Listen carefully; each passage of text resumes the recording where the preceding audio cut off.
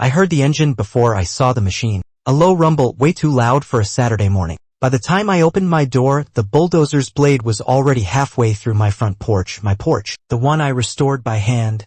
Every railing, every panel, every nail pulled from antique stock. Gone. Karen, yes, that Karen, the self-appointed queen of our HOA, stood proudly next to the contractor like she was unveiling a statue in her own honor. This structure violates Article 12, she said smugly, holding a clipboard like it was a royal decree. Non-compliant architecture must be removed at the owner's expense. But here's the kicker, my porch is a registered historic landmark. As in, listed, protected, federally, and not just any landmark.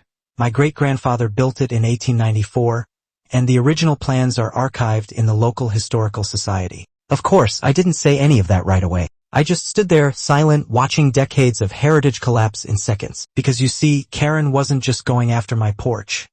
She was making an example. And she had no idea she'd just picked the wrong one. This was personal. But what she didn't know was that I had a blueprint of my own. It started small. A warning letter slipped into my mailbox. No postage, no return address, just a smug little note in Comic Sans.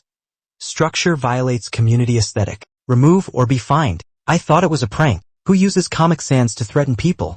Then came the formal HOA citation. Then the daily fines, $200, $400, $800. All signed by Karen L. Whitmore, HOA vice chair and self-declared architectural preservationist. Except the only thing Karen preserves is her control. See, Karen doesn't like anything she can't micromanage, especially not something that predates her gated kingdom. My house, with its wraparound porch, original spindle columns, and slate roof, it didn't fit the neighborhood vision. When I tried to reason with her, she acted like I'd insulted her cat. I'm sorry, she sniffed, but historical or not, it's still in our neighborhood now. We have standards. I should have known then, logic wasn't going to work. She called an emergency HOA vote, 3 members, all her friends, who approved immediate removal of non-compliant additions. Never mind that it wasn't an addition. Never mind that it was on the National Register of Historic Places. The next day, she brought in the bulldozer. And that's when I stopped playing defense. Because what Karen didn't know, what she never bothered to check, was that I'd already contacted the State Historic Preservation Office.